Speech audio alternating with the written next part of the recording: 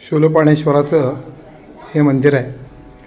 मागं नर्मदा माता आहे.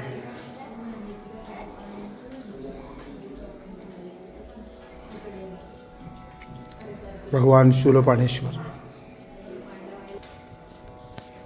त्वदीय पादपंकजम नमामि देवी नर्मदे. नर्मदा मातेच्या या पायी परिक्रमेमध्ये शूलपाणीचं जंगल, शूलपाणीची झाडी ही अतिशय कष्टकारक आणि अतिशय दुर्गम आहे.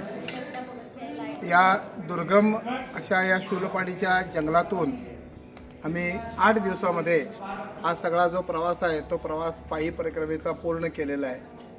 आणि पायी परिक्रमेचा प्रवास या ठिकाणी पूर्ण करून आम्ही शूलपाणीच्या मंदिरामध्ये आलेलो आहोत. शूलपाणीचं जे मूळ मंदिर आहे ते मंदिर पाण्यामध्ये बुडलेलं आहे. गव्हर्नमेंटनं पुष्कळ प्रयत्न केला काढण्याचा, परंतु ते काढू शकले नाहीत. म्हणून नवीन शूलपाणीच्या शिवलिंगाची स्थापना या ठिकाणी केलेली आहे.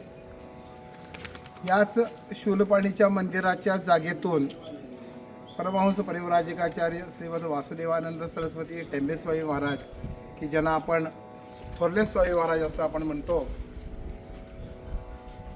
त्यांनी इथूनच गरुडेश्वरचा प्रवास केला. या शूलपाणीच्या जंगलामध्ये महाराज आले गरुडेश्वरला जाण्याकरता. महाराजांच्या चरित्रामध्ये उत्तरार्धात याचं वर्णन आलेलं आहे की महाराज या जंगलामध्ये आले शूलपाणीच्या, आणि त्यांनी विचारलं की गरुडेश्वरला जायचं आहे. तेव्हा सगळ्यांनी सांगितलं की महाराज अतिशय दुर्गम आहे आणि अतिशय अवघड आहे आणि तुम्ही या रस्त्यानं जाऊ नका, 8 दिवस कमीत कमी तुम्हाला लागतील.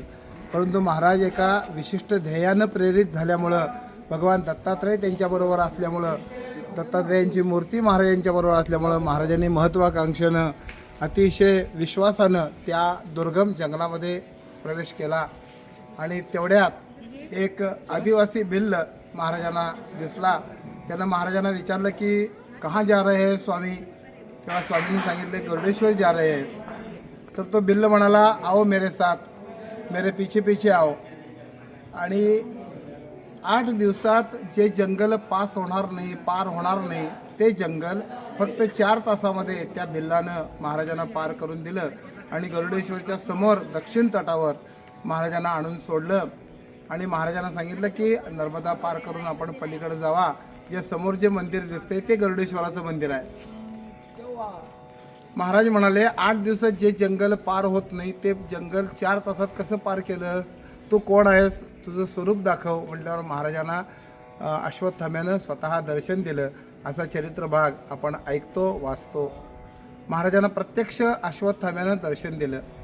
का दर्शन दिलं महाराजांना? कारण महाराज हे लोककल्याणाकरता, लोकशिक्षणाकरता एवढं कठीण संन्यासाश्रम स्वीकारून कार्य करतायत. प्रत्यक्ष दत्तप्रभूंचे अवतार आहेत. त्या अवताराचं दर्शन घेण्याकरता अश्वत्थामा प्रत्यक्ष त्या ठिकाणी आला आणि प्रत्यक्ष दर्शन दिलं. लोक आम्हाला विचारतात की तुम्ही एवढं शूलपाणीचं जंगल पार केलं तर तुम्हाला अश्वत्थामा दिसला काय?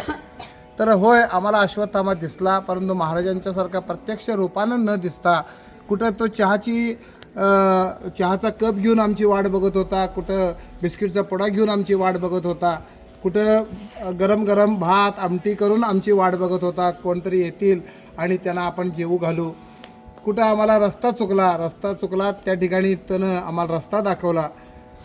कुठं ना कुठं प्रत्यक्ष रूपानं अप्रत्यक्ष रूपानं प्रत्येक ठिकाणी तो आम्हाला कुठल्या ना कुठल्या तरी रूपानं मदत करत होता. त्यामुळं हे शूलपाणीचं जंगल आम्ही पार करू शकलो.